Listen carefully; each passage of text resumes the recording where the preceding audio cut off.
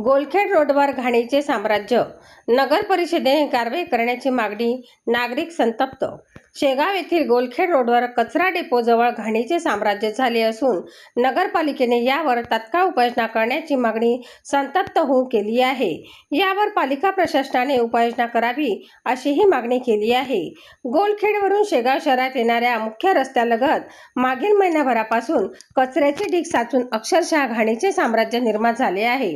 दुर्गंधीमुळे शाळा, कॉलेज आणि हायस्कूलमध्ये जाणाऱ्या विद्यार्थ्यांना दररोज नाक दाबून प्रवास करावा लागत आहे, तर सकाळी फिरायला जाणाऱ्या नागरिकांची मोठी गैरसोय होत आहे.